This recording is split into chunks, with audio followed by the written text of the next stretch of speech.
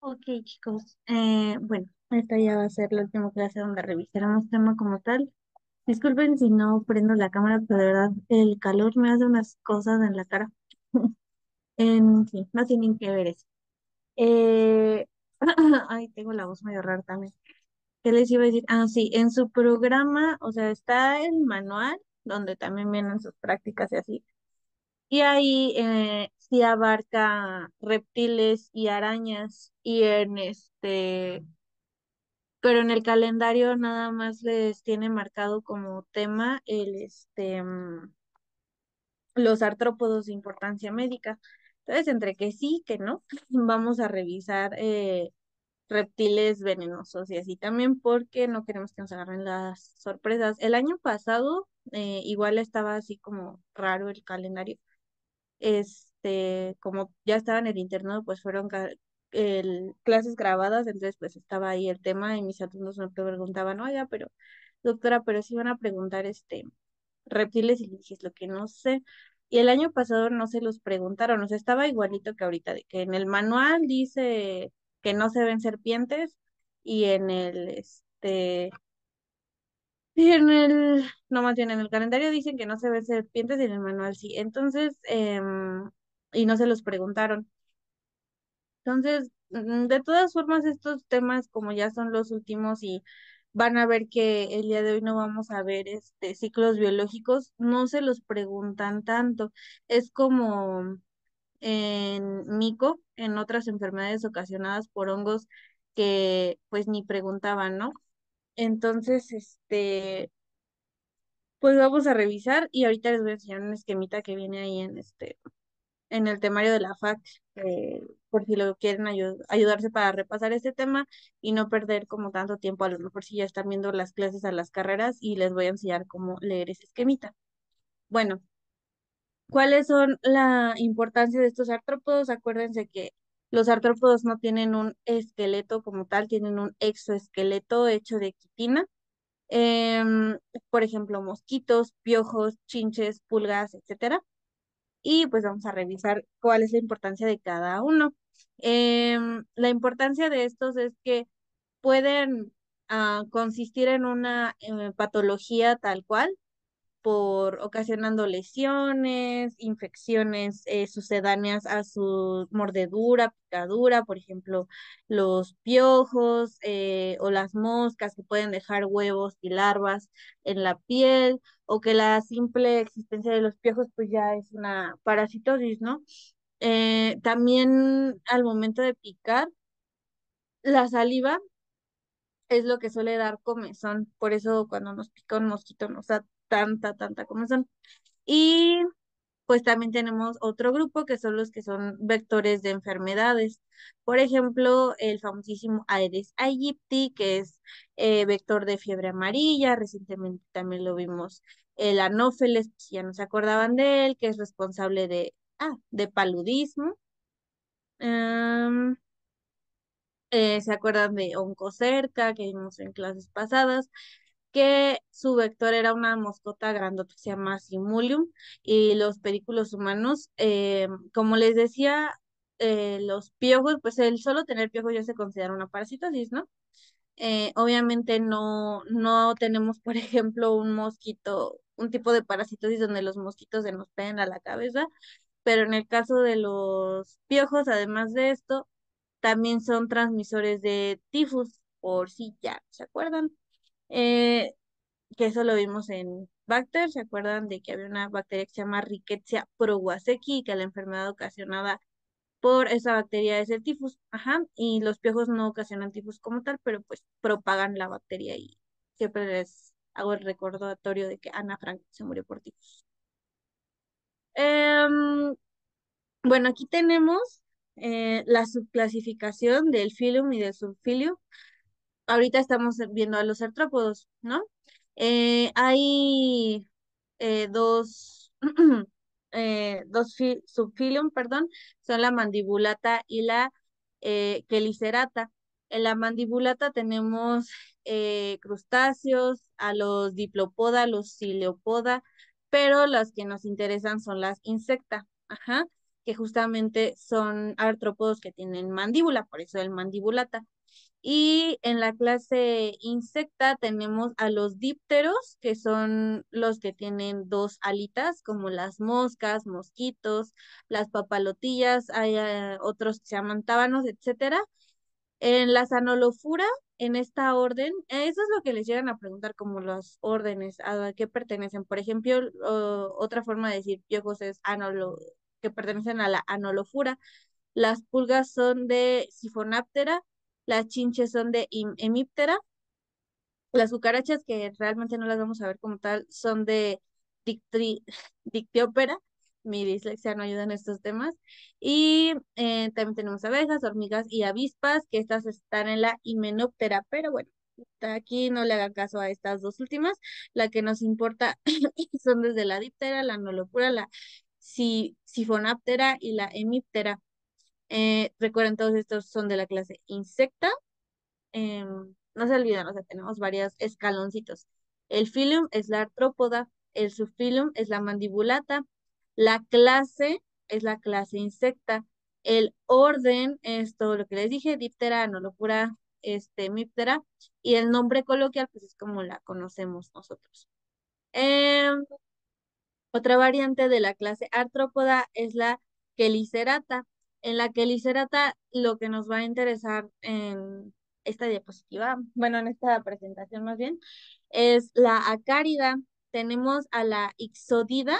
¿Se acuerdan por ahí que había una garrapata que tal cual se llama ixoides, que es la que transmite la enfermedad de Lyme? Bueno, viene de ahí su nombre de ixoides, del nombre de su orden de la ixodida. Los ácaros, que son los que viven en la cama, em, pertenecen tanto a la orden Prostigmata y a la Astigmata. Y bueno, también es importante tener en cuenta a las arañas, que también están en la subfilum Arachnida. Y bueno, la clase es arácnida, que pertenece al subfilum Clericerata. Aquí vamos a tener, bueno, básicamente las arañas. Ahorita vamos a pasar ese tema.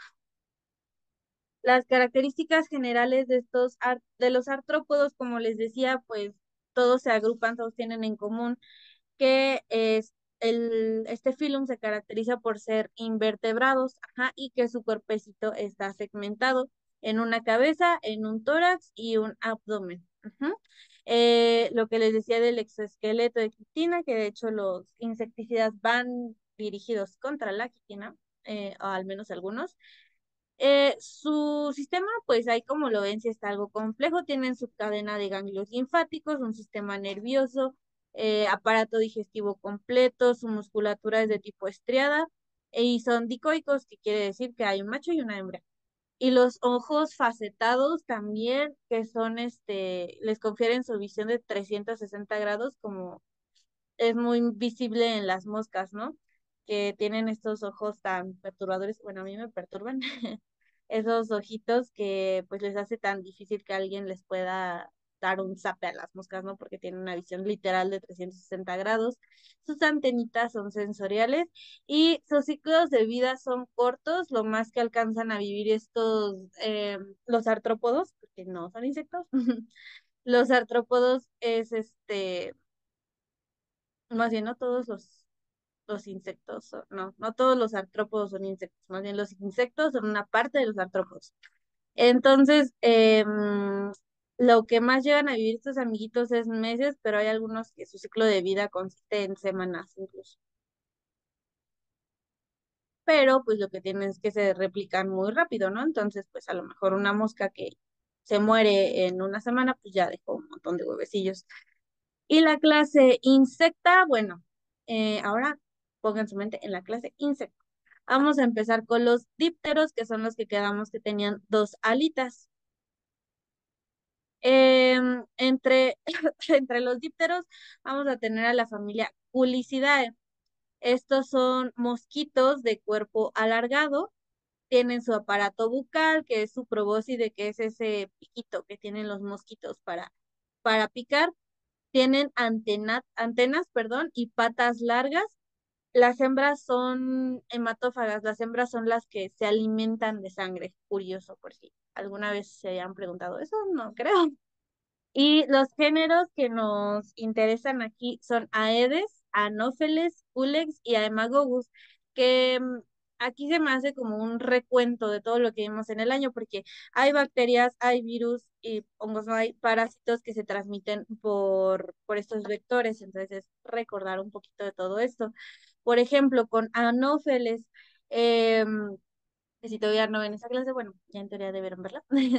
Eh, Muy importante, acuérdense por favor, porque esto siempre se los preguntan, ya, si no se los preguntan en clase, puedes venir en el DEPA, pero más probable que se los pregunten en clase, que Plasmodium, o más bien conocido como malaria, es transmitido por anófeles y que de hecho es su huésped, definitivo, ya que desarrolla su ciclo sexual en el mosquito, que es malaria, plasmodium y paludismo, es exactamente lo mismo. Hay un montón de anófeles, el Astecus, albismanus y el cuadrismaculatus, perdón. Y pues obviamente el más frecuente en nuestro país es el Astecus. La hembra va a depositar sus huevecillos en el agua, que esto es algo que les dije desde que veíamos las enfermedades transmitidas por vectores en virología, que esas cobalsitas que luego ven flotando en el agua como un grupo de unas cositas chiquitas como transparentes, pero lo suficientemente opacas para que se alcancen a ver, son huevecillos de algún mosquito y van a eclosionar si el ambiente está óptimo al día 6 y 3 días después alcanzan la madurez y son adultos. Entonces, como pueden ver, el ciclo de vida de Anopheles es cortito, pero lo suficientemente rápido para que sustituyan las pérdidas. Eso con Anopheles toxoplasma, y es lo que les pueden preguntar más, pues, por este blog. Nunca les han preguntado en parasitología vectores de virus, pero pues es probable. Aedes, por otra parte, este es de color negro, ambos tienen motitas blancas. En Aedes más bien son plateadas en el tórax y en las patitas. El Aedes es el que nos transmitía casi todos los flavivirus, que es el dengue, el Zika y los alfavirus como el chikungunya. Y bueno, aquí les puse una prueba de torniquete para que se acuerden de dengue y sus manifestaciones hemorrágicas. Pero también no se les olvide que es transmisor de la fiebre amarilla, o sea, todo lo que vimos en enfermedades transmitidas por vectores, casi todo es por Aedes. Y pues como dato curioso es que tenemos que se alimenta al atardecer, entonces es como el pico máximo del día donde andan fregando estos mosquitos. El Culicidae, el Culex, nos va a ocasionar un tipo de filariasis. Ya vimos todas las filarias que son propias de nuestro país y aquí tenemos la filariasis linfática en África. Este parásito se le llama Bancrofi, pero pues es completamente endémico de África, por eso no lo vemos en, pues sí, en nuestro temario. El Culex tiene color oscuro con bandas blancas en el abdomen. Yo más bien lo veo blanco con bandas negras, pero bueno, es este que está acá. Y es el que tiene las, como las balsas más evidentes, porque son un poquito más grandes en la superficie del agua. Y bueno, aquí está la filaria que transmite, pero pues, como les decía, no, no es endémico de nuestro país, no lo tenemos y por eso es que no lo vimos en el temario, por si se lo preguntan. Aemagogus, otro transmisor de fiebre amarilla, que si recuerdan tenía dos, a Aedes y a Aemagogus. Este se encuentra en América Central y Sudamérica, o sea que este amiguito sí le tenemos que tener cuidado. A diferencia de otros mosquitos, no coloca sus huevecillos en la superficie tensional del agua, más bien la hace en la coraza de algunos árboles, por ejemplo, el bambú, y con el agua de la lluvia los huevecillos se van a transformar en larvas, entonces este está a tope en zonas tropicales, ¿no? Como Chiapas. La simulidad de, ay, cómo odio a porque me da mucha cosita. Es esa moscota negra panteonera. Y bueno, no de las que luego ves y se ven azulitas, esas están un poquito más chiquitas. Esta sí es una cosa muy grande y gorda. O sea, la Simulium, pues se llama Simulium Calium, Metallicum, Ocraceum, esas son óperas y y pues estas son moscas negras, o sea, no hay gran explicación de por qué se llaman así. Las hembras son hematófagos con hábitos diurnos, esta también se alimentan en la tarde-noche. La picadura, esta cosota, pues su picadura sí duele un montón y además da mucha comezón y es el que es el transmisor de Oncocerca volvulus, que eran estos gusanos que viven en nódulos que vimos la clase pasada, que les gusta las aguas de corriente rápida y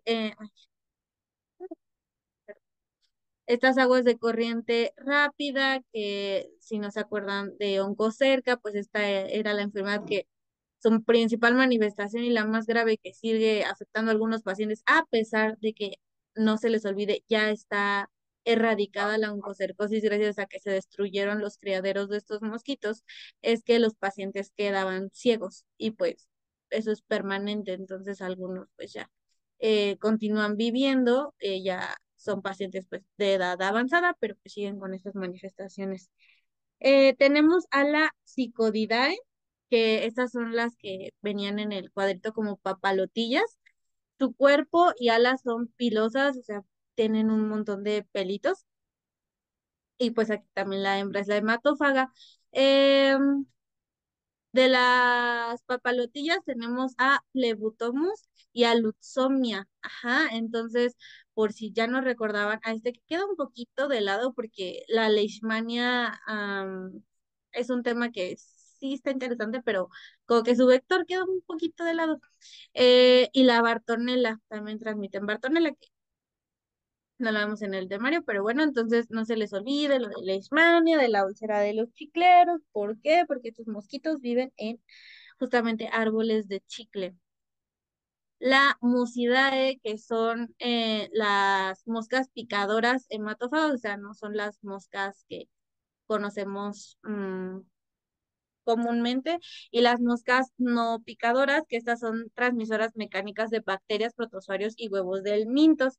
Estas sí, o sea, estas son la mosca, tenemos las moscas picadoras hematófagas y las no picadoras, que es pues la mosca común, que pues a todo el mundo le dan asco las moscas porque justamente andan en popó siempre, ¿no? Siempre las vemos ahí en la popó de los animalitos de la calle. Y esto lo hacen porque sí comen popó, pero sobre todo porque depositan sus huevecillos en el estiércol. Hay una que se llama Stomoxis, que es la mosca de los establos. La glossina es, se los dije en una clase que le íbamos a ver más adelante, pues aquí está. La tripanosomiasis, ajá, de Trypanosoma cruzi, que no se les olvide, que el corazón se hace grandote. Y la glossina también se conoce como, perdón, mosca tsetse, que es una variante de tripanosomiasis que se llama enfermedad del sueño. Los pacientes empiezan es parecido a la enfermedad dado por priones, que a los pacientes les da insomnio y pues como ya, porque ya tienen puras pesadillas en la enfermedad del sueño. Ya solo tienen pesadillas, ya no quieren dormir, ya dejan de dormir, empiezan a desarrollar cuadros de ansiedad y pues básicamente se vuelven pacientes psiquiátricos. Pero esto solamente ocurre en África, entonces por eso no lo vemos en la clase de tripanosomiasis. Como todo más, pues quiero que lo conozcan. Y la miasis, que esta cosa asquerosa, horrible, que es la invasión y destrucción de tejido por presencia de larvas de mosca. Pues aquí básicamente, o sea, la mosca llega, deposita sus larvas en los tejidos, en especial en mucosas más bien, en mucosas del ser humano, por ejemplo, aquí la vemos en encías. También esto ocurre mucho, o sea, que a ti o a mí, que me están escuchando nos dé una miasis, esto sería muy raro. Esto ocurre en personas que no tienen higiene, que no tienen aseo personal. También se ha documentado en personas con depresión que pues no se bañan, o sea que sí tienen un hogar pero no se bañan.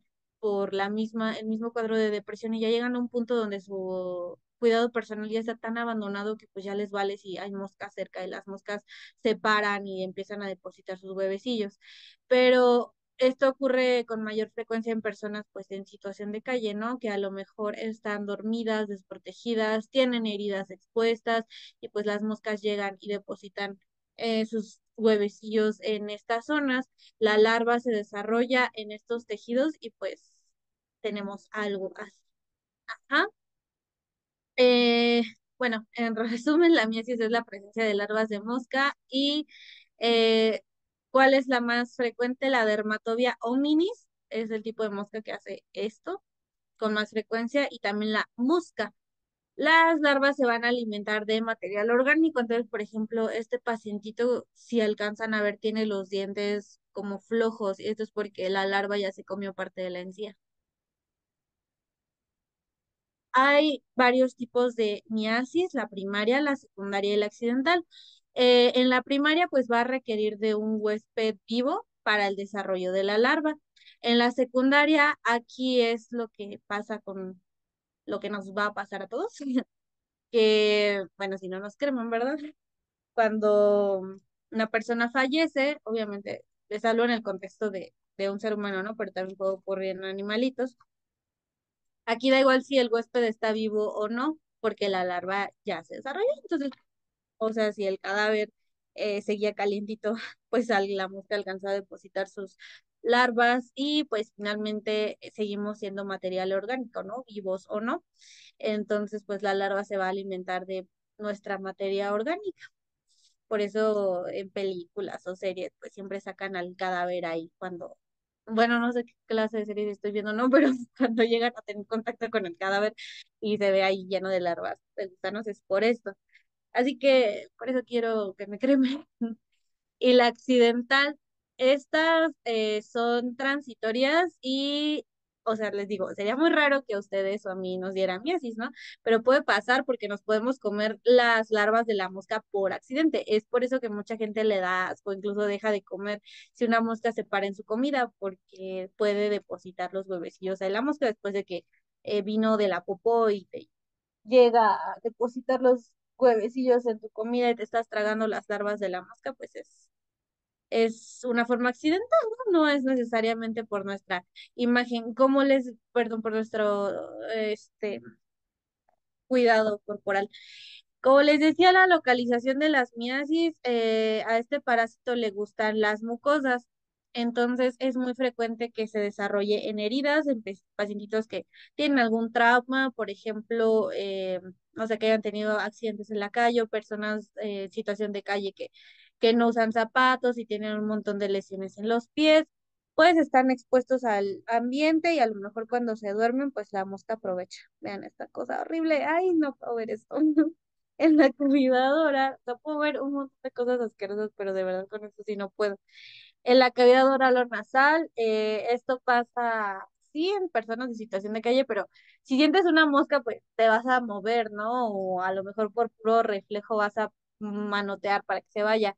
Pero entonces, ¿cómo? Pues en individuos alcohólicos, porque hay algunos que caen en un estado de sueño tan profundo en la calle que pues ya ni se dan cuenta de su exterior, ¿no? Entonces, pues aquí la mosca aprovecha para depositar sus huevecillos y el problema es que hace, sí, da mucho comezón y mucho dolor, pero a largo plazo va a ocasionar deformidades. Por ejemplo, esto de que les decía que se come las encías y pues los dientes van a quedar sueltos y con el paso del tiempo se van a caer. Otras localizaciones gastrointestinal, ay, pensar en esto no saben la ansiedad que me da. Que estas moscas, bueno, las larvas pueden vivir en el intestino y ocasionar simplemente diarrea y pues tú nunca te das cuenta. También en el cuero cabelludo, pues aquí es un poquito más notorio. De hecho, he llegado a ver a personas en situaciones de calle con miasis en cuero cabelludo. Y pues, ¿qué pasa? Que se pierden algunas regiones del pelo y hay regiones alopécicas. También genitourinaria, o sea, pueden vivir en aparato genitourinario y se expulsan en orina. Las larvas van a salir en la orina, o sea, imagínense el dolor de eso. acompañado de piuria, de hematuria o disuria, que si ya no recuerdan estos términos, piuria es pipí con pus, hematuria es con sangre y la disuria es el dolor al orinar, obviamente. El tratamiento, afortunadamente existe, es con ivermectina, la presión o expulsión directa, o sea, pues básicamente quitar con pinzas los gusanos y debridar el tejido necrótico. También por ahí una enfermera me contó cuando estaba haciendo el internado que otra forma para que se caigan así los gusanos, así, no sé cómo decirlo, a caída libre, no sé, es preparar agüita con tabaco, o sea, literal comprar cigarros, abrirlos y depositar el contenido así en agua, mezclarlo y lavar al paciente con esa agua porque no le gusta el tabaco a estas mosquitas. Bueno, ya, al descanso de la cosa perturbadora. Ahora vamos a ver a la anolofura, que son los piojos. Esa es, bueno, los piojos, el nombre correcto es pedículos humanos. Son artrópodos de cuello alargado, cabeza sin cuello, como pueden ver, no tienen cuellito, y sus patitas son cortas. Tenemos dos tipos de pedículos, perdón, más bien, bueno, sí, dos tipos de pedículos humanos, que es el capitis y el corporis. El capitis, pues, va a vivir únicamente en cuero cabelludo y el corporis puede vivir, por ejemplo, en cejas. Em, También pues donde sea que se desarrolle vello, menos en genitales, porque ahí ya cambia. Han escuchado de las ladillas, que pues son básicamente piojos de vello púbico, y ahí ya no se van a llamar pedículos humanos, ahí ya se van a llamar tirus pubis, que son estos de acá. Em, pero bueno, a fin de cuentas todos son piojos, las ladillas son piojos, por si no sabían, por si habían escuchado. A mí me pasó que cuando vi este tema, yo había escuchado alguna vez en la vida la palabra ladilla, ¿no? Pero nunca investigué qué era y pues ya vi, son piojos. Em, ¿Cómo se transmite? Por huevecillos en pelo o ropa, nada más. Es imposible que un piojo brinque de una persona a otra. Para que tú te infectes o te infestes de piojos, tienes que tener contacto estrecho con una persona que tenga piojos. No basta con que, ay, bueno, en el metro y había una señora con piojos y ya me los pegó. No, o sea, se transmite por prestar peines, cepillos, gorras, ropa de cama, sábanas, fundas de almohadas, por prestar ropa normal, puede haber un huevecillo por ahí pegado en la ropa. Estos huevecillos son muy pegajosos. Bueno, vamos a ver el caso de cada uno. La capitis justamente se encuentra retroauricular. Siempre, siempre eso fue un tip que me dieron cuando estuve en pediatría. Siempre en estos pequeñitos, pues a lo mejor se rasca mucho la cabeza y ahí le haces una revisión medio superficial y nunca encuentras el piojo, pero revisas atrás de sus orejitas y ahí está todo, porque los piojos pues buscan esconderse, ¿no? También en el occipucio, o sea, en la nuca. Entonces son dos zonas donde más frecuentemente van a estar los piojos, ya cuando pues están en toda la cabeza ya tenemos una infestación un poquito más importante y se transmite justamente por prestar peines, cepillos, gorras. La corporis es cualquier parte de la piel, por vehículos humanos corporis, y pues es con el contacto directo con la otra persona o con intercambio de ropa, y justamente aquí entra cómo se transmitía la riqueza Prowazeki o el tifus. Y el tirus pubis pues se encuentra en vello púbico, ¿no? También es en cejas, bigotes y barba y se transmite por contacto sexual o por ropa de cama. Aquí tenemos los tres estadios de los piojos, la liendre o huevecillo, que básicamente está incrustada en el pelo. Es por eso que existen esos cepillos especiales con las cerdas súper pegaditas para poderlos retirar. Son muy pegajosos, están bien adheridos. La ninfa, y que sería como el adolescente, y el piojo que tiene capacidad de reproducirse, y el piojo adulto que va en nuestra cabecito porque ya comió. Este es el que más me da cosa. Y aquí tenemos el ciclo de vida. En un ENARM preguntaron cuánto vivía un piojo. Y, ay, Dios mío, no quiero hacer ese examen, pero bueno. Un piojo vive aproximadamente 35 días o un mes. Este es su ciclo de vida. En el día uno tenemos la liendra o al huevecillo puesto en el eje del cabello, o sea, les digo, está transversal al cuello, está atravesando el cabello, entonces es muy difícil quitarlos. Al día 7 el huevecillo se va a romper, al día 11 el piojo es un adolescente, al día 16 el piojo ya es un adulto, al día 18 el piojo va a conseguir una pareja, o sea que van a copular, y al día 19 32 más o menos, la señora piojo va a empezar a poner huevecillos y esa señora piojo se va a morir al día 35. Amo la imagen. En cuanto al pedículos humanos corporis, va a tener irritación y prurito por la saliva del parásito. Estos pues dan mucha comezón, ¿no? Siempre está como que, ay, te estás rascando porque tienes piojos, ¿no? Las lesiones que deja son pápulas elevadas, rosadas y muy pruriginosas. Y no se les olvide que los pedículos humanos corporis son los vectores de Rickettsia prowazekii o tifus. Ajá, el de Ana Frank. No confundir tifus con fiebre tifoidea. La Borrelia recurrentis, que pues era la fiebre recurrente, y la Bartonella quintana, que es una bacteria que en la Segunda Guerra Mundial ocasionaba la fiebre de las trincheras. Pero bueno, eso ya no nos importa. Y pues así se ve una pediculosis, ¿sale? Lo que vemos esencialmente son los, se fue el nombre, las liendres, ajá, que son, por ejemplo, las que están viendo aquí. Ujú. También acá, aquí sí vemos los piojos, acá también, acá los puntitos que alcanzamos a ver son las liendres, que son las más fáciles de ver, o sea, no es imposible ni muy difícil encontrar un piojo corriendo, pero pues lo que se ve a simple vista suelen ser las liendres. El tratamiento, pues si no quieren hacerse muchas bolas, cortarle el pelo a ese paciente por completo, pero pues sería muy, ¿no? Muy traumático, en especial para un niño. El benzoato de bencilo de 25%, también son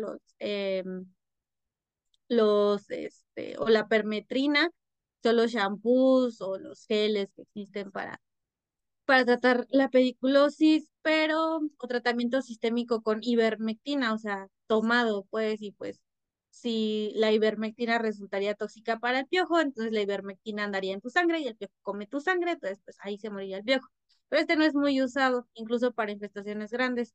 Se prefieren ese tipo de shampoos y el famosísimo cepillo, ¿no? Bueno, peine con estas cerdas tan juntitas para retirar la liendre. Ajá.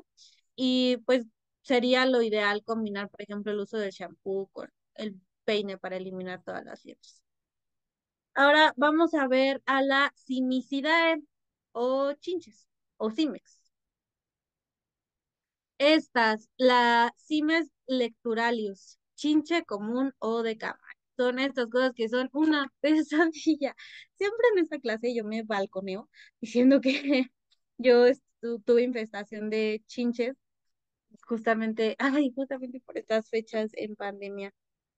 Una cosa horrible, son horribles de quitar y siempre les hablo de esto para que sean fáciles de identificar para nosotros, para ustedes, perdón. Me acuerdo que justamente acababa de ver esta clase y le encontré encontré estas picaduras en este patrón porque la chinche pica de un patrón específico que están muy chiquillas, entonces eh, te pican, caminan tantito, te vuelven a picar, caminan tantito y te vuelven a picar. Entonces, las pápulas que dejan, que dan un montón de comezón, están continuas. Esta es el patrón clásico de una chinche. Si ven esto, espántense. Bueno, ahorita les cuento más, pero pues básicamente son ovaladas, su color es castaño rojizo, están cubiertas de pelitos rojos, su cabeza es piramidal, tienen antenitas, su probóscide es larga y no es transmitida por animales. Esto es muy importante. Algunas personas tienen la falsa creencia que, por ejemplo, perros o gatos transmiten a las chinches y eso es completamente falso. Em, nada más cómo se transmiten por ropa de cama, sábanas, ay, se me fue el nombre, fundas de almohada o ropa de uso común. Em, en la picadura van a inocular su saliva, que es irritante y además anticoagulante, entonces por eso se hacen, este, am, esta sangre se queda aquí acumulada. Y pues sí, o sea, tiene varias características la forma de picar de la chinche, que es este patrón que están muy cerquita unas de otras y que dan mucha comezón. Ajá. Tienen una reacción inflamatoria bastante pruriginosa. Dejan máculas, pápulas, ronchas, vesículas y costras. Bueno, eso ya con el tiempo, ¿no? Se van a alimentar en la noche. Pues son pacientes que obviamente cuando viven en la cama, ¿no? Pueden vivir meses sin comer, chicos, entonces eliminarlas es horrible. Y bueno, se van a alimentar en la noche. Este, pues las personas van a amanecer con las picaduras. Como les decía, son transportadas por maletas, también por ropa. Esas se supone que tienen un olor desagradable, la verdad yo nunca lo percibí. Y pueden estar sin comer un maldito año. Eso con las chinches, ya les saqué mi trauma aquí. La familia Pulicidae, que son las pulgas, pues estas sí afectan a los perritos, gatitos, ¿no? La Pulex irritans, existen pulgas de los humanos, por cierto, que es la Pulex irritans, que es la pulga del hombre. La Stenexopálides, que son las de canis y félix, o sea, perritos y gatitos. Y la Xenofila, que es la pulga de la rata, que es la que transmitía la peste negra. Em, Tienen su cabecita pequeña, tres pares de patas que terminan en garras, por eso se aferran mucho a su presa. Habitan en animales domésticos y silvestres y viven más o menos, estos viven menos de 38 a 125 días sin huésped. Ambos sexos, esto es curioso, estos los dos son hematófagos, tanto el macho como la hembra. Y de estas también van a ocasionar erupciones que dan mucha comezón, pues esa es su principal característica, por eso los animalitos, ¿no? Cuando tienen pulgas se la pasan rascándose. Em, Transmiten pues varias enfermedades, esto sí es muy importante considerar que son vectores de Yersinia pestis, que era la peste bubónica justamente, la Rickettsia tifi, que esto a lo mejor ya no se acuerdan, pero en Rickettsia estaba el endémico, que era justamente transmitido por pulgas. Y la himenoleptis, no se les olvide, eso también se los llegan a preguntar y a lo mejor o se lo aprenden en himenoleptis o se lo aprenden aquí, que una pulga es la responsable del ciclo indirecto de la himenolepiasis. Ahorita no vamos a entrar en detalles, nada más quiero que recuerden, ajá, que una pulga está involucrada en el ciclo indirecto de la himenolepiasis. Pero bueno, no le damos mucha entrada ahí porque si no sería ver la clase de himenolepis, ¿no? El ciclo de vida de la pulga. Viven más o menos de 30 a 60 días. Tenemos perdón, tardan alrededor de 30 a 60 días en convertirse en adultos. Tenemos a los huevecillos que ponen de 300 a 400 en el suelo, en alfombras, en camas, en muebles, entonces hay un montón de huevecillos por todos lados, es por eso que al momento de, por ejemplo, eliminar las pulgas de su mascota, pues también limpian el ambiente en el que viven. Después el huevo se transforma en larva, se alimentan de restos orgánicos y excremento de otras pulgas adultas que andan por ahí, se transforman en una pupa que pueden vivir varios años las pupas, permanecer en ayuno y largas temporadas hasta que el ambiente sea perfecto para convertirse en una pulga, ¿m? Que son la metamorfosis completa, y pues estos son los que ponen los huevecillos. Ahora vamos a ver a la clase acarina.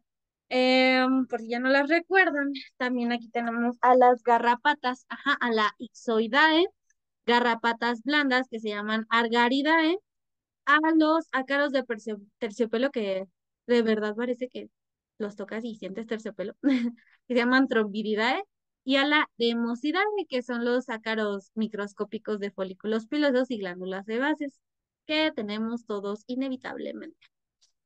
Bueno, Las garrapatas hematófagas, por ejemplo, la Amblibroma cajeniense, la Dermacentor, Andernorsi, Ixoides ricinus, tenemos todos estos tipos que, si se preocupan, no se las preguntan ninguna de estas. Hasta donde yo he visto. La lesión mecánica, esta pues va a ser su principal afectación en la piel o lesiones óseas también. Pueden ocasionar parálisis motora y no, si no se acuerdan de estas garrapatas, pueden transmitir Rickettsia rickettsii y virus que ocasionan encefalitis o fiebres hemorrágicas. Pequeña anécdota en el internado. Estas garrapatas, acuérdense también que les gusta, eso les va a servir para la vida, ¿no? No sé si les toque en el examen, pero, o en la vida, pero a una de mis compañeras del internado en una guardia, llegó una señora como a las 2 de la mañana, no, bueno, más tarde, ya eran como las 4 creo, y mi amiga pues ya había terminado sus cosas y le había dado un chancecito de dormir, entonces uno de los doctores la fue a despertar y le dijo, oiga, doctorcita, ¿me puede ayudar a sacar una chinche de un paciente? Y me dijo, ¿qué?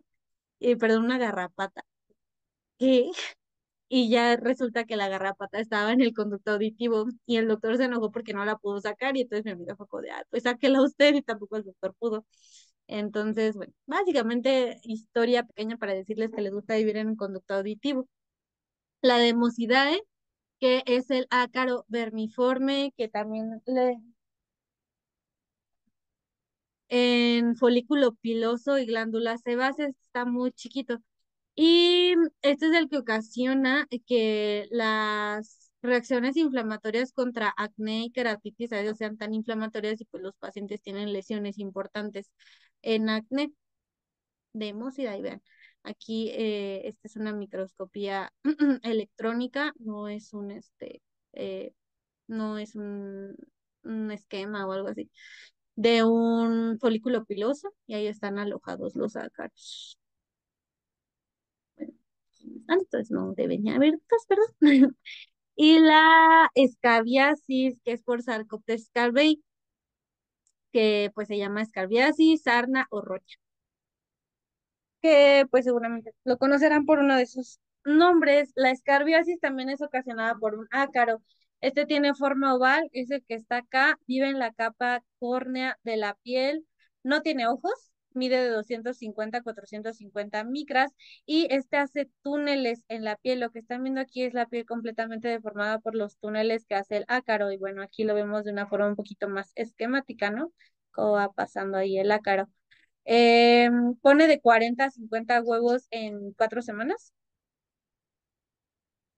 que sí es bastante, pero pues no tanto como lo que hemos visto, ¿verdad?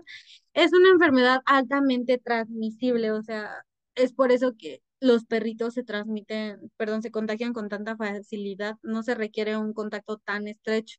Y también, pues, si ustedes ven un perrito con sarna, no lo toquen porque es muy probable que ustedes se infecten. Denme un segundito.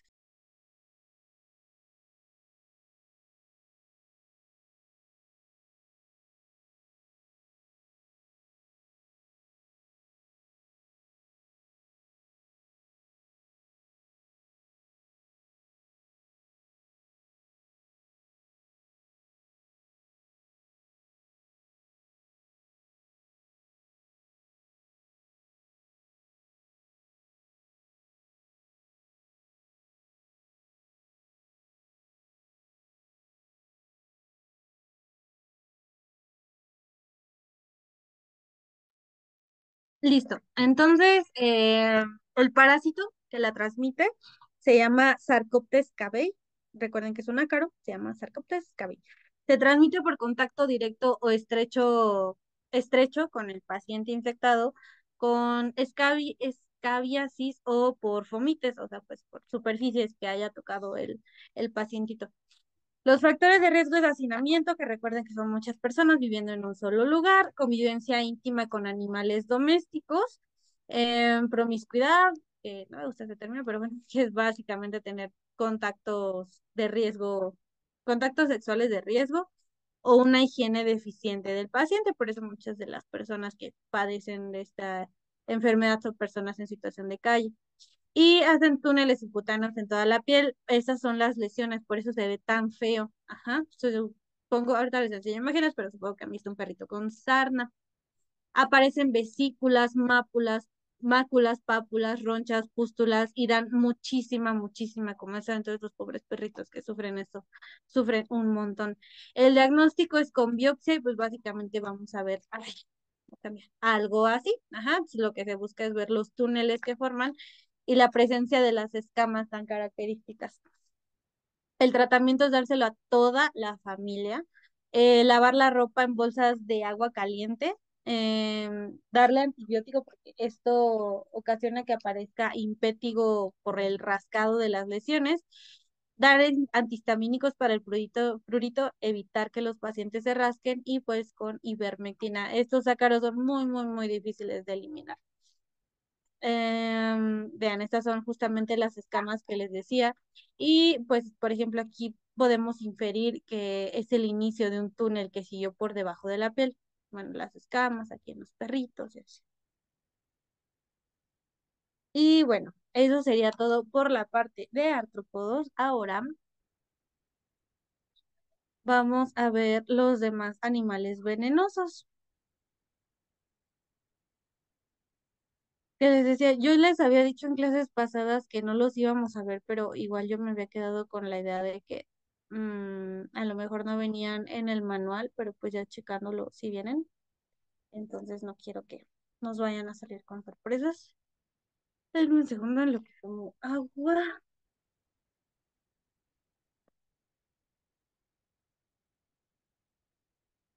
y ya está. Bueno, entonces pues aquí que vamos a ver alacranes, arañas y serpientes. Primero vamos con los alacranes, que la mordedura por un alacrán se llama escorpionismo o alacranismo. No tiene la gran ciencia. Em, bueno, pues ¿de qué consiste el alacranismo? Pues la picadura y la inoculación de veneno por un alacrán. Hay, en México tenemos un montón de alacranes, alrededor de 220 especies. Y como pues a lo mejor ustedes ya saben, a estos animalitos les gusta vivir en zonas desérticas y húmedas.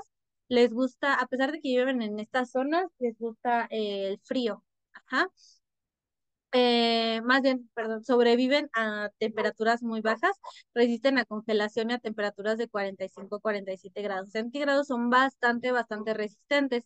Pueden entrar en periodos de hibernación muy largos y las temperaturas son muy bajas. Les gusta, con esto de que les gusta el frío, me refería a que sus hábitos son nocturnos, cuando las temperaturas ya están un poquito más bajas en estos desiertos, es cuando tienen su actividad más alta. También son muy resistentes a la radiación. Estas cosillas son una cosa muy resistente que yo digo que desconozco si están en investigación, pero, o sea, resisten a la radiación más de 600 veces más que el ser humano. Las especies venenosas se encuentran en Sonora, Guerrero, Jalisco, Morelos, Michoacán, Nayarit, Colima y Guanajuato, y no nos vayamos tan lejos, también en el Estado de México. Anualmente hay aproximadamente 300.000 casos con una mortalidad de 1.700 personas. Entonces, el alacrán tiene que ser venenoso para empezar, ¿eh? Porque pues hay mordeduras por alacranes que no son venenosos, que pues nada más sería cuidarte la herida, ¿no? Em, Ahorita justamente estamos entrando al pico máximo de estos casos en abril y en mayo. Curiosamente, es más frecuente los casos de alacranismo en zonas urbanas que rurales. ¿Por qué? Porque pues no esperas encontrarte un alacrán en tu casa, ¿no? Y pueden aparecer de repente en estas fechas en los hogares y pues las personas no tienen cuidado, pues quién vive pensando que te va a salir un alacrán de repente y pues te dan estas mordeduras. Eh, es más frecuente que pase en miembros inferiores y en la noche. ¿Por qué? Porque a estos alacranes les gustan mucho los zapatos, por alguna razón. Bueno, supongo que porque son un buen lugar para esconderse. Entonces, por ejemplo, una persona que se para a la mitad de la noche para hacer lo que sea y se pone sus zapatos y resulta que, oh, sorpresa, y en su zapato había un alacrán y la persona pues no revisó porque les digo, no vas pensando que en la ciudad te vas a encontrar un alacrán y pues el alacrán lo pica y pues esta persona termina en urgencias. Esto es muy general, ¿eh? O sea, esto es lo que a mí me dieron, lo que a mí me enseñaron. pero yo he investigado por mi parte y esto no es una regla. Esto les puede ayudar de guía, por ejemplo, si no tienen más recursos, si a ustedes les pica un alacrán y quieren saber que si es venenoso o no. Si son venenosos, se supone que tienen una banda longitudinal oscura en el torso. Los pedipalpos, que son las tenazas del alacrán, son finos y su esternón es triangular. Mm, mm. Vean, acá hay más ejemplos. Y como pueden ver, los pedipalpos o las tenazas son más, más delgados, como agujas. También el aguijón. Y vean, por ejemplo, este sería venenoso y este no, según esta lógica. Y vean, las tenazas o los pedipalpos de este son como los de un cangrejito, ¿no? Un poquito más gorditos. Aquí tenemos dos especies que pues están bien confirmadas que cuál es la venenosa y cuál es la no venenosa. La venenosa se llama Titius triviatus y también se supone que los colores son más tirándole a amarillo. Vean aquí los pedipalpos más delgaditos y el boturiurius. em, Justamente tienen el esternón un poquito más rectangular, este es el esternón un poquito más triangular, son más delgaditos. Y pues aquí tenemos otra imagen, según el gobierno de San Luis, de cómo identificar al venenoso y al no venenoso, que el venenoso tiene su puntita doble, las pinzas son largas y finas, el color que les digo es amarillito o marrón oscuro, una combinación, ¿no? Y el común, que también pican pero no son venenosos, que la punta solamente es una, es simple, la pinza es corta y redondeada. Y bueno, tenemos a los alacranes, no se les olvide, se les llama centroides. Tenemos todas estas especies, ¿sale? Todas estas son venenosas, no se las preguntan, nada más para que las conozcan. Aquí tenemos también un montón de escorpiones venenosos, el Sufus, que está en Durango, el Noxius, que está en Nayarit, el Centroides limpidus, que está en Morelos y Guerreros, el Tecomanus, que está en Colima. Y vean, pues sí coincide, por ejemplo, que todos son un poquito más amarillitos, ¿no? Ahora, lo interesante de los alacranes es la fisiopatología del veneno. Tienen hialuronidasa, 5-hidroxiptamina, que son altamente tóxicos celularmente hablando, y polipéptidos que bloquean los canales de calcio, sodio y potasio. Entonces tenemos un montón de alteraciones, por ejemplo, la transmisión neuromuscular. Llega a las células blanco a través del torrente sanguíneo. De 5 a 7 minutos ya vamos a tener las primeras manifestaciones. Em, a músculos y nervios. Ajá, van a tener despolarización anómala de músculos y nervios. Tiene alta afinidad al sistema nervioso periférico. Hacen una descarga masiva de catecolaminas y acetilcolina y aumentan el potencial de acción. Entonces, dicho todo esto, van a alterar la despolarización neuronal. Y eso lo vamos a ver en las manifestaciones clínicas. Bueno, quiero que se queden con que van a alterar la conducción de los impulsos eléctricos, se van a conducir más rápido, ¿ah? Por la descarga de catecolaminas y acetilcolina.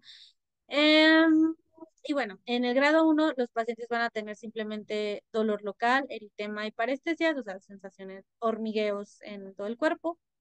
En el grado 2 van a tener cialorrea, que es la producción anómala o abundante de saliva, paveo, pues, sensación de cuerpos extraños y fasciculaciones linguales. Y en el grado 3 pues esta descarga de catecolaminas, de acetilcolina, esta alteración en la conducción de impulsos eléctricos, van a ocasionar que el paciente tenga marcha táxica, que es cuando caminan tambaleándose, nistagmus, que es cuando las pupilas se mueven de un lado a otro de manera normal. Pueden llegar a convulsionar, dolor tipo cólico y pueden tener falla cardíaca por estas transmisiones de electricidad anómalas. El tratamiento no da remedios caseros, no intentar succionar el veneno con la boca, no no nada, o sea, si les muerde un alacrán o si ustedes están dando educación para el alacranismo, pues decir a los pacientes que inmediatamente corran a urgencias. Em, lo que se les da a estos pacientes es el alacramín, se administra de forma intravenosa, si se transmite, también podría ser, perdón, si se administra, porque se transmite, se administra de forma intramuscular, va a reducir la efectividad. Ya estoy bien,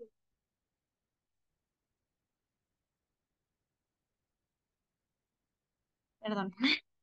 En menores de 5 años se requieren 2 frascos intravenosos y reevaluar en 20 minutos. Y en mayores de 5 años, esto depende del grado de envenenamiento, según la clínica. Perdón. Si están en grado 1, es un frasco nada más y repetir la dosis cada 20 minutos hasta que se dan los síntomas. En el grado 2 van a ser de 2 a 5 frascos y en el grado 3 de 5 hasta 10 frascos. Ajá, entonces, como les decía, no hay límite, o sea, eso es lo que se recomienda, por ejemplo, en el 2 y el 3, pero no hay límite hasta que el paciente ya no tenga ningún síntoma y pues obviamente tenerlo en observación. ¿Qué les iba a decir de esto? Sí, no les preguntan el tratamiento, así como en todo no preguntan tratamiento, pero esto pues yo creo que les va a servir algún día si se van a hacer su servicio social a una zona rural. Ahora, las serpientes, esta me gusta mucho. En cuanto a sus generalidades, epidemiológicamente hay alrededor de 3.000 especies en todo el mundo. En América vamos a tener nada más a las Viperidae, que son las víboras, y a las Elapidae, que son los corales. Obviamente tenemos un montón de serpientes más, pero la mayoría no son venenosas, de hecho son muy poquitas las que son venenosas. La patología, pues el trauma por la mordedura, que es el accidente ofídico, que es que te muerda cualquier serpiente, y la inoculación del veneno. El accidente ofídico es simplemente que te muerda la serpiente, ¿eh? O sea, eh, puede ser venenosa o no. México alberga 579 especies de serpientes y 119 son venenosas. Al año hay alrededor de 3.830 accidentes ofídicos al año y de todos estos se mueren alrededor de 116 pacientes. Todos se encuentran con mayor frecuencia en Durango, Nayarit, Tlaxcala, Quintana Roo y Veracruz, y pues los pacientes afectados son mayormente trabajadores del campo, pues porque ahí viven las serpientes. Ahora vamos a ver a la Viperidae, que tenemos a la Crotalus y a la Bothrops. Son pacientes, serpientes con pupilas elípticas que tienen escamas, su cascabelito, un par de colmillos y las fosetas que sirven como termorreceptores. Son como su naricita, ¿no?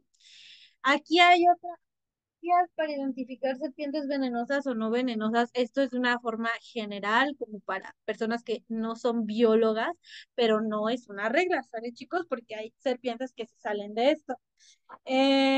Por ejemplo, que las serpientes que no son venenosas tienen la pupila ovoide, las venenosas son elípticas, la cabeza es más alargada, en las venenosas es triangular, las escamas son más grandes en las que no, y en las pequeñas son más en las venenosas.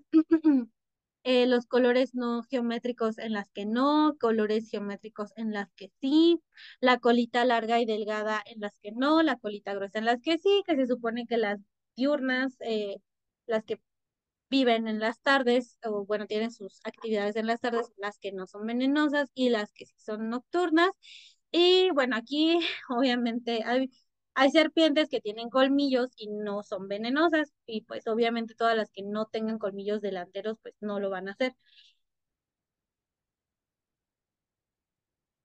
Sus fosetas, no se les olviden que son, o sea, parecen sus naricitas, pero son estas de acá. O sea, aquí está su orificio nasal y tienen sus fosetas que les sirven como termorreceptores para la temperatura. Esto de los anillos de 3 colores, que son 2 anillos claros, serían esos que rodean a un oscuro. O sea, hay un montón de imágenes de gobiernos oficiales que te dan como esta guía, ¿no? Para que saber si te espantas o no. Pero como les decía, esto solo se determina con criterios de biólogos, que no nos vamos a adentrar en eso.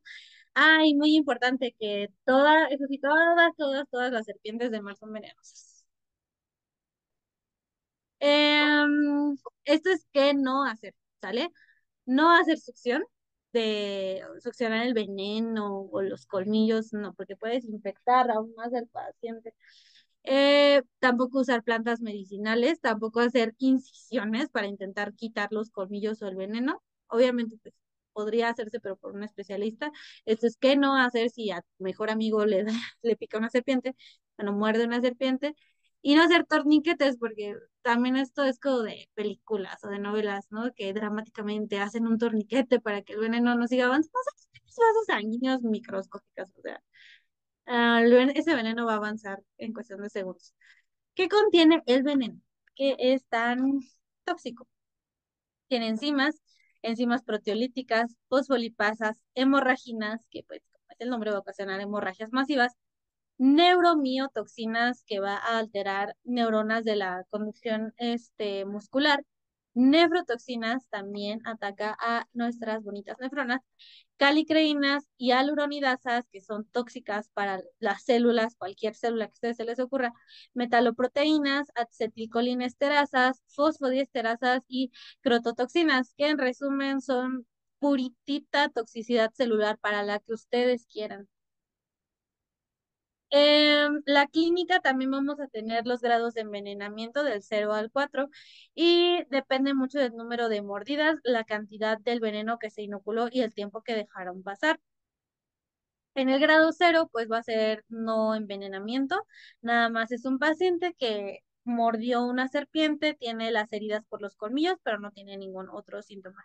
En el envenenamiento ligero, vamos a tener lo que ya vimos del grado 0, agregándole dolor y edema local, o sea que se empieza a hinchar el lugar donde la serpiente mordió, menos de 10 centímetros, ojo con eso.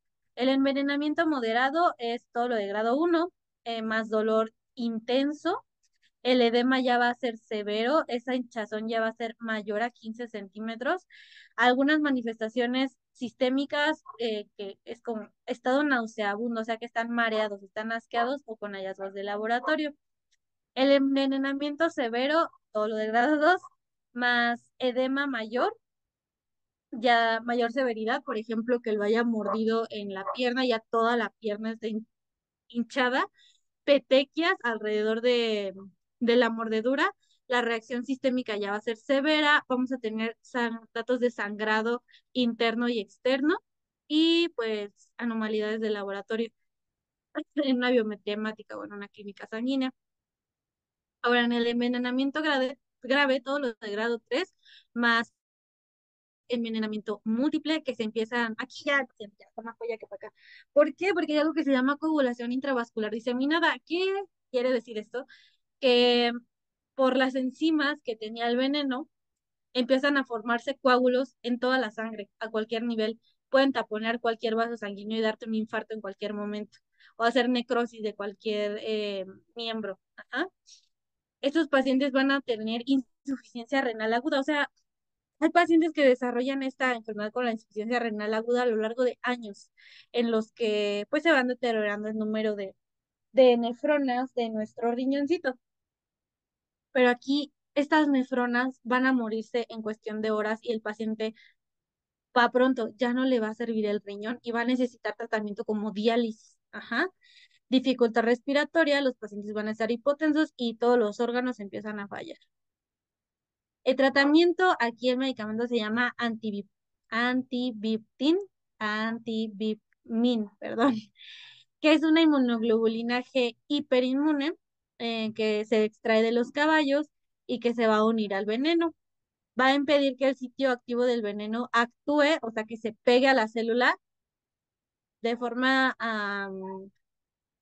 o les diré burda, les diré que en lugar de que se pegue el veneno a la célula, se va a pegar al antídoto. Ajá, entonces no va a afectar a la célula, evite que se desencadene la fisiopatología, se administra, perdón, de forma intravenosa y esta sirve para Crotalus y Botrux. Aquí el número de frascos depende del grado de envenenamiento también. El grado cero no va a requerir. En el grado uno va a, inicialmente se van a administrar 4 frascos la primera hora y se va a mantener de 4 a 5 más en la segunda hora y pues los subsecuentes van a depender de cómo siga la clínica del paciente. En el grado 2 va a ser 5 la primera hora y 10 más en la segunda hora, cada 4 a 6 horas por 18 horas. En el grado 3 van a ser inicialmente de 6 a 8 frascos la primera hora y se va a mantener con 6 a 8 más en la segunda hora. Y después de la segunda hora, cada 4 a 6 horas por 18 horas se les va a poner un frasco. Y en el grado 4 van a ser 25 frascos la primera hora. O sea, aquí ya hablamos de un paciente de terapia intensiva. Después se va a mantener de 6 a 8 más en la segunda hora y cada 4 a 6 horas por 18 horas. Esta es otra especie que es la Elapidae o el coralillo, coral o coralillo, que se supone que el patrón para decir que es una coral verdadera, porque hay corales verdaderas y corales falsas, es que justamente lo del anillo de dos colores claritos rodeando a uno oscuro. Por ejemplo, aquí la nemotagnia es lo de rana rana, que es un anillo rojo, uno amarillo, uno negro, amarillo, rojo, amarillo, negro, amarillo, que pues va pronto. El amarillo está rodeando al rojo y al negro. Ajá. O el RNBN, que es rojo, negro, blanco, negro, rojo, negro, blanco, negro. Ajá. Y esto de nuevo, pues en la comunidad médica como que se usa un montón, pero los biólogos odian esto porque pues también dicen que no es una regla. Pero bueno, para fines de DEPA sí les sirve. El veneno. Esta es una neurotoxina alfa que va a receptar, perdón, no sé qué dije. Neurotoxina alfa que va a bloquear los receptores posinápticos de acetilcolina. Esto les debería sonar a botulismo. Ajá. Es parecido. ¿Por qué? Porque la acetilcolina pues es un neurotransmisor excitatorio, ¿no? Que nos ayuda a movernos en la vida diaria. Y si no tenemos este impulso transmitido por acetilcolina, pues el paciente no va a tener transmisión neuromuscular y en resumen va a estar aguadito. El accidente ofídico, pues va a ser la herida dérmica, se afectan los pares craneales, se van a caer los párpados, que se llama ptosis, cialorrea, que es el babeo, las crisis convulsivas e insuficiencia respiratoria, y lo vamos a clasificar también por grados, el leve, moderado y el severo. En el leve nada más vamos a tener las huellas de los colmillos, la hemorragia por la herida, esta sangra un montón, el dolor ocasionado por la mordedura, el edema y las parestesias, el hormigueo. El moderado, el paciente ya va a tener astemia, adinamia, laptosis, visión borrosa, diplopía, o sea que van a ver doble, y la dificultad respiratoria. Y recuerden, si no tenemos acetilcolina, no hay impulsos nerviosos, no hay contracción muscular y el paciente va a estar aguadito. Entonces, esto sería en severo, pues básicamente eso de aguadito me refiero a que va a tener parálisis flácida. Ajá, va a estar, no va a ser capaz de levantar ni siquiera su brazo. También va a tener disfagia, que es dolor al tragar, la cealorrea y la dificultad respiratoria. Esto es lo que lo puede matar. ¿Por qué? Porque, pues, el diafragma, que es el músculo de la respiración, pues es eso, un músculo. Entonces tampoco va a tener conducción nerviosa para moverse y el paciente va a tener dificultad respiratoria. No tiene sentido en la vida. En la ausencia de síntomas, si no tiene nada más que la mordedura, pues observamos por 15 horas y se da de alta. El tratamiento es con Coralmin, que aquí también tiene su dosificación, si es leve, moderado, grave. En niños, en adultos, por ejemplo, vámonos con el moderado. Si es un niño, inicialmente se le dan de 5 a 6 frascos así en carga, o sea, se les pasa rápido y ya de esos 10 se les dan 6 o más frascos, o sea, lo distribuyes en el resto en las horas siguientes. Ajá. O en un adulto que inicialmente se le dan 5 frascos y ya el resto del tiempo que lo tengas de observación vas a distribuirle 5 frascos. Ahora vamos a ver a las arañas, que también está muy interesante. Aquí, o sea, tenemos, bueno, vamos a ver primero. Son del filum artrópoda. Ajá, no se les olvide que les dije que no lo olvidaron por completo. Y su clase es la arácnida. Hay alrededor de 1.600 especies de arañas en México y las únicas que nos importan son dos, que es Loxoceles reclusa y Latrodectus magnas, que son la araña violinista y la viuda negra.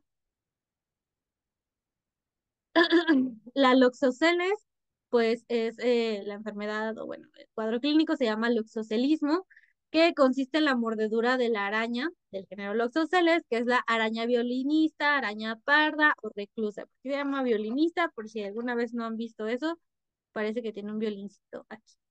¿Mm?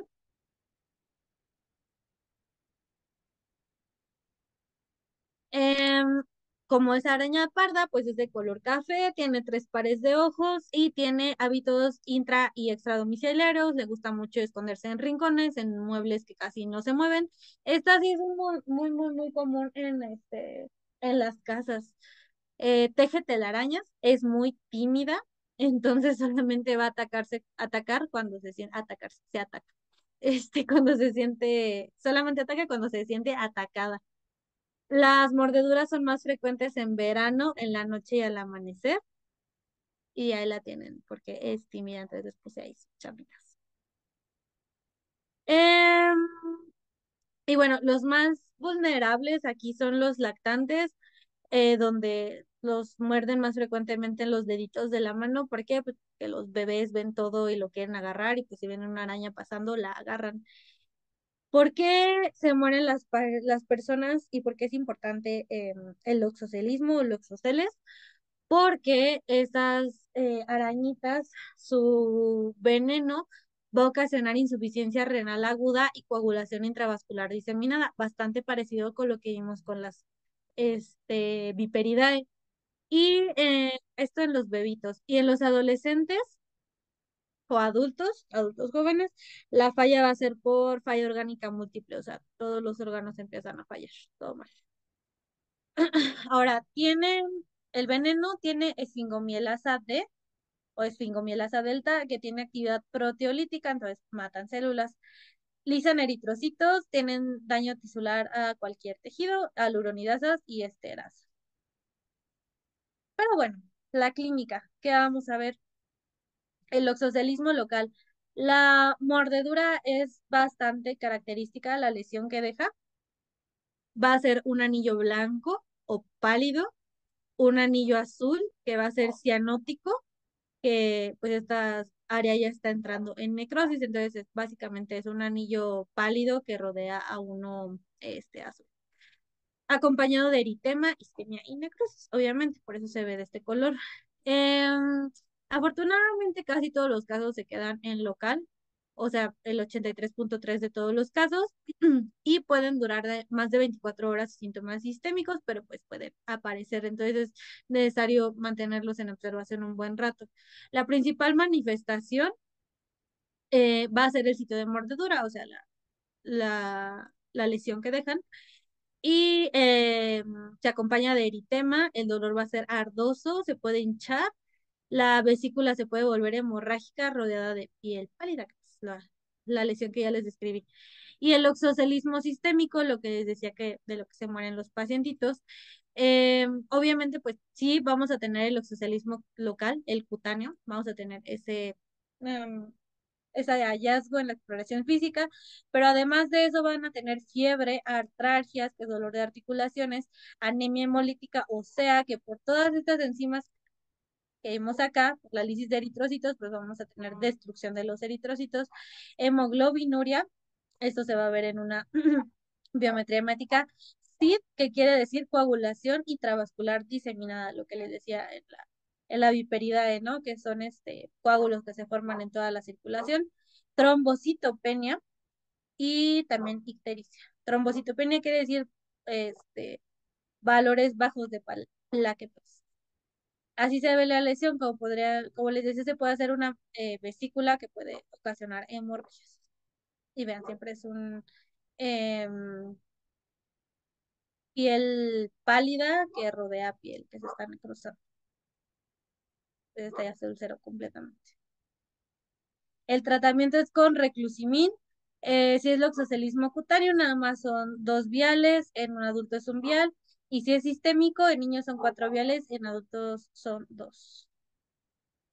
Ahora el latrodectismo, que es la viuda negra, la araña se llama Latrodectus magdans, que se conoce como araña capulina también. Es de color negro brillante, tiene un reloj de arena en el vientre, mide de 3 a 5 centímetros, vive de 2 a 5 años y la vamos a encontrar con mayor frecuencia en estas épocas, en primavera y en verano. El veneno es un neurotóxico muy, muy potente. Sus toxinas se llaman latrotoxinas y tienen alfa-latrotoxina, latroinsectotoxina y neurexinas. El daño neuronal aparece desde los 30 hasta los 80 minutos de haber mordido. Esta también va a hacer lo mismo que con las coralillo, o bueno, algo parecido. Allá impedían la unión de acetilcolina y aquí lo que va a hacer, bueno, es la que se agote la acetilcolina. ¿Cómo lo van a hacer? Van a interactuar con la, déjenme tomar, sinaptogoimina. O sea que primero van a hacer que se secreten los neurotransmisores así, así a lo loco. Van a interactuar con doble capa de lípidos en la membrana celular y van a aumentar, esto aumenta la permeabilidad de las neuronas presinápticas. ¿Qué pasa si son más permeables? Pues que los neurotransmisores se salen con mayor facilidad. ¿Qué neurotransmisores? La norepinefrina, la acetilcolina y el ácido gamma-aminobutídrico, o sea, el GABA. Esto hasta que se agota completamente la acetilcolina. Entonces, primero los pacientes van a estar hiperreactivos, la membrana sináptica va a despolarizarse muy fácil, vamos a tener pacientes pues, hiperreactivos hasta que se agota acetilcolina. Entonces, localmente van a tener primero dolor en el sitio, diaforesis, prurito y fiebre. Y de forma sistémica, estos pacientes tienen espasmo muscular, dolor abdominal, midriasis, miosis, tosis, hipotensión, altralgias, hiperreflexia, opistótonos y risa sardónica, que es y varios términos ya no se acuerdan. La midriasis es que se contraen las pupilas, la miosis es que se dilatan. ¿Qué otro término? Las artralgias es dolor de articulación, la hiperreflexia es que estos pacientes van a tener reflejos involuntarios, van a manotear, van a flexionar las piernas de forma involuntaria. La risa sardónica, que es esta risa forzada por la hiperexcitación de los músculos de la cara, y los opistótonos, que es cuando los pacientes se contraen formando un arco con la espalda. Y obviamente, pues todo esto con el antecedente de contacto de, ay, me picó una araña, me mordió una araña. El grado de envenenamiento aquí también lo tenemos como leve, moderado y severo. En leve, pues nada más van a tener el dolor intenso que va a incrementar poco a poco, acompañado de diaforesis, prurito y edema local. En el moderado vamos a tener además el dolor abdominal intenso, ya van a haber fasciculaciones de los músculos, que son los reflejos involuntarios, fiebre, epífora, disnea, cefalea, opresión torácica, los espasmos musculares y la rigidez en las extremidades. Ya cuando estamos en grado severo ya se agrega la midriasis, la miosis, bradicardia que alterna con taquicardia, hipotensión e hipertensión igual que alternan, priapismo y contracción de la cara y arritmias, además de miocarditis. Entonces, estas arritmias cardíacas son lo que pueden llevar al paciente a la muerte. El antídoto se llama Aracmin y bueno, aquí está un poquito más sencillo. Si es envenenamiento leve, se da un frasco, si es moderado, un frasco, y si es severo, de 1 a 2 frascos. Y bueno, ya con esto terminamos todo el temario. Em, Ya de aquí pues ya no vamos a ver más clases. Ya nada más nos queda su repaso que les digo cuándo va a ser y su predepa, ¿sale? Ahorita ya que están libres de micro, al menos de mi parte. Y eso sería todo, chicos. Yo les estoy diciendo cuándo va a ser su repaso y su predepa, ¿sale? Nos vemos. Bye.